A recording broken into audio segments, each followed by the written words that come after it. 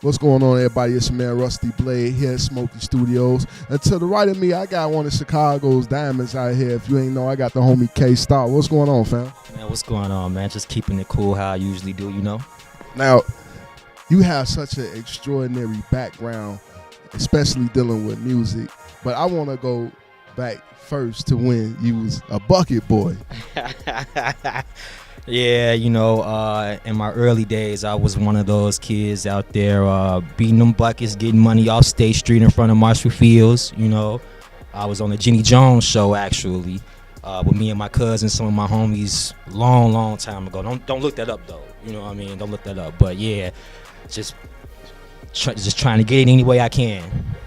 Now, did your love of music come from beating the buckets, like with the drum type thing?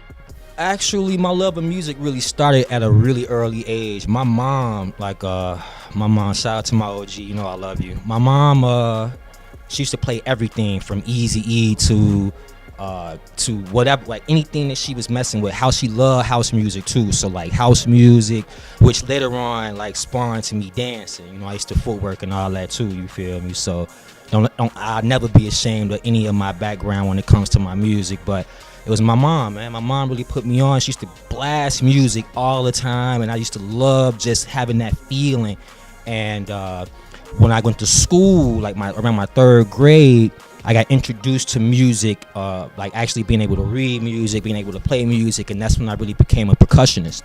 And at that point, I started like, man, okay, I'm pretty decent with the drums. Let me go ahead. And one of my boys was like, man, why don't y'all come out here? Let's go out here and do this. And start beating them buckets, man. Start getting a couple dollars from that too. Decent little bread. See, what people don't understand, that's like Chicago. That's the heart of Chicago when you do a bucket boy and you footworking. Because see, people don't understand that that's a dance that we created here, and then we moved it around, and you see a lot of people doing it now, correct? That's correct. And it's a lot of different it's influenced a lot of different stuff that's going on today. A lot of people don't want to give Chicago the credit, but it stems from here. We got a lot of musical genius and a lot of musical background that has influenced the entire country, just starting right here in this area. All right, now let's talk about AAU. Shout out Jeff and Chuck, man, because we go way back dealing with AAU, and you just had a conversation with us about South by Southwest for the Scarface thing. You was there back then. Yeah, I surely was. I actually DJ'd the set, the Scarface set. I DJ'd that set. I can DJ too, you know. But I DJ'd that set. It was one of the best moments of my life. I met a legend, one of the most humble, down to earth people, and it just really gave me a interesting perspective about how to move in this music game. So you did a lot of production work with AAU back then. That's correct. Yep, I produced. I want to say 98% of all of Brianna Nicole music, all of Young Ghost music, Cuckoo, J.O. I even worked with John Blue. John Blue was also signed at the time, you know, with AAU as well. So we got some music together. Shout out to homie John Blue. You know, he came through Urban Grinding Magazine, got an article in that, Sacrifice. Go check that out right now. Man, now, let's go back even a little bit more. You from the west side of Chicago, correct? Correct. Yeah, I'm from the west side, man. Shout out K-Town. I'm right off of Division in Pulaski.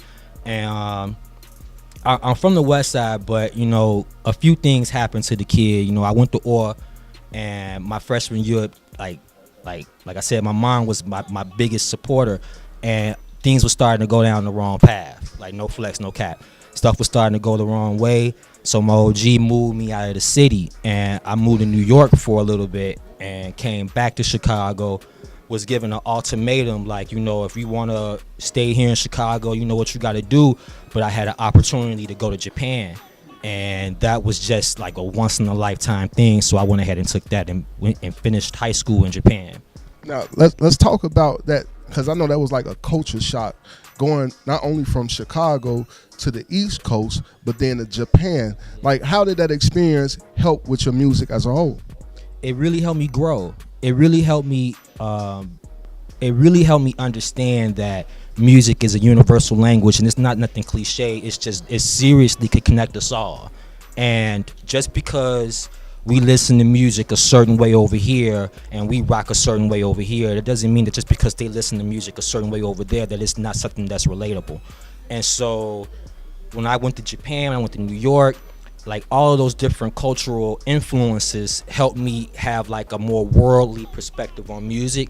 So I don't just look at the man here or the people that I want to produce for here in Chicago. I bring like a sound. I bring a sound, man, that's like that's unique, you know. So like shout out to Okinawa, you know, that's one of the best places to live, you know what I mean. And I also lived in Virginia Beach.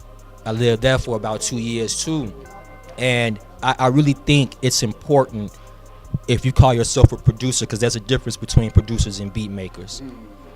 But if you call yourself a producer, that means the environment, your culture, your different areas, all these things influence your music.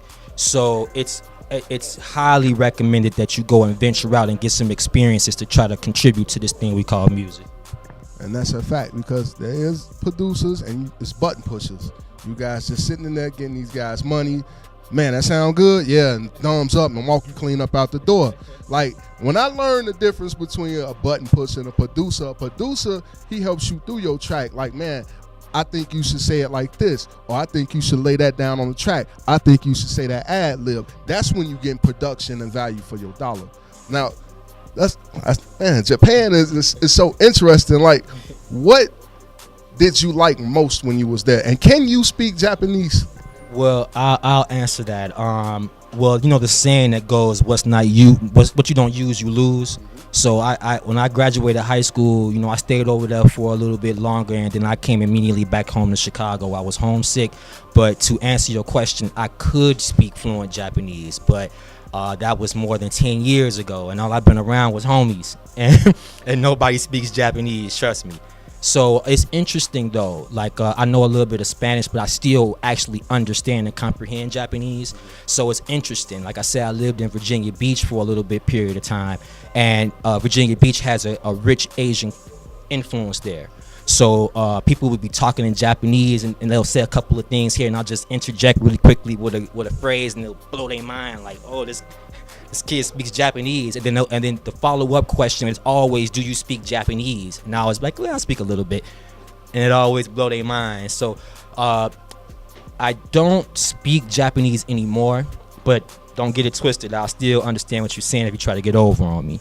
And to also elaborate more on that, the best time I had over there, I mean, we being honest, man, like I said, I graduated high school over there, big dog. It was the fact that, like, women love the fact that I was from Chicago, like authentically from Chicago.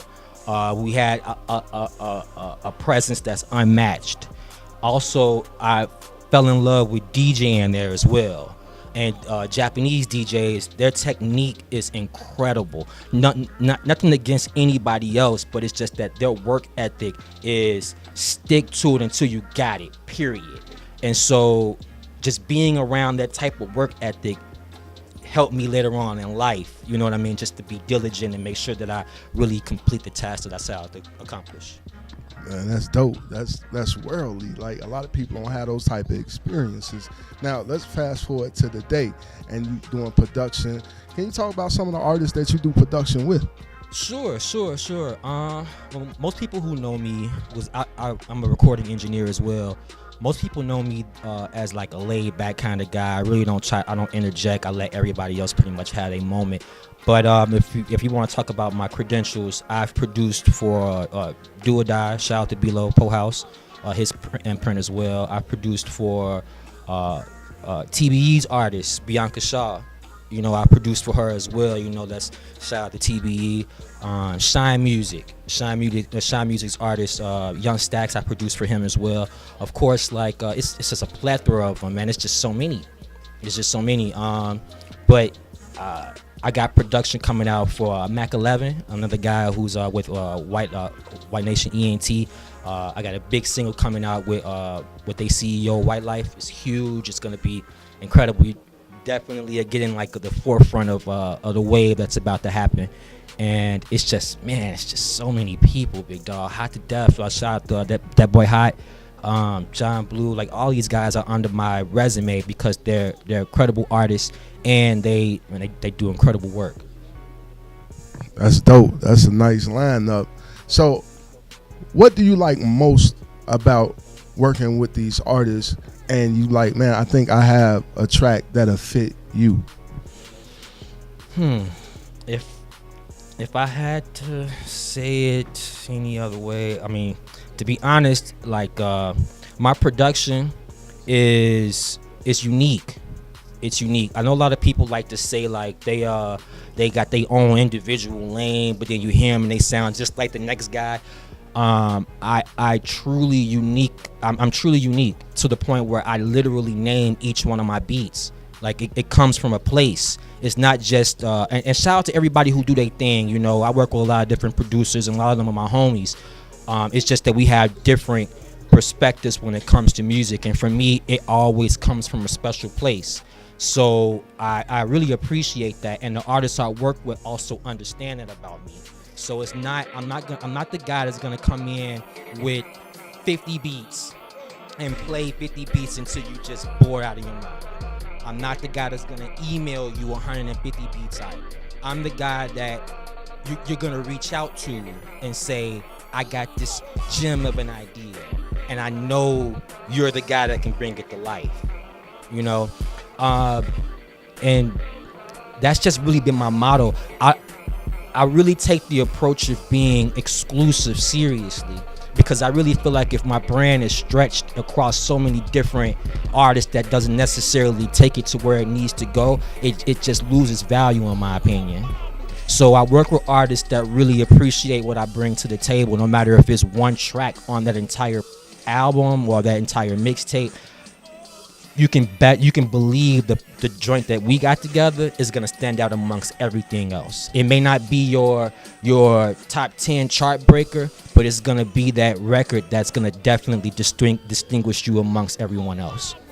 Well, and see that's the difference, because the people pick the song. Like, we may think, man, this is the hottest thing ever, and then somebody else be like, or then you'll put it and they be like, man, I like it, it's cool, and that record be the one that blow all the way up. You never know, because it's the people. Now, how can people get in contact with you to try and work with you? Well, my social media, man, I'm really open with my social media. It took a little bit to get there because I'm such a, like cool, down to earth, like really in the background guy. But my Instagram, I'm really live on my Instagram. That's KStarTheKing, KStarTheKing. That's my email. That's at Gmail. That's my my Instagram, Facebook, Snapchat, Twitter. All of that is KStarTheKing. I have my production company, which is Solo Star Productions, but it's just me at the moment. But I'm open for collabos. I'm open for new ideas. Just come with something fresh. Let's really make something genuine, something authentic. KStarTheKing, Rusty Blade, Urban Grind TV. We out. It's KStarTheKing, and you're watching Urban Grind TV.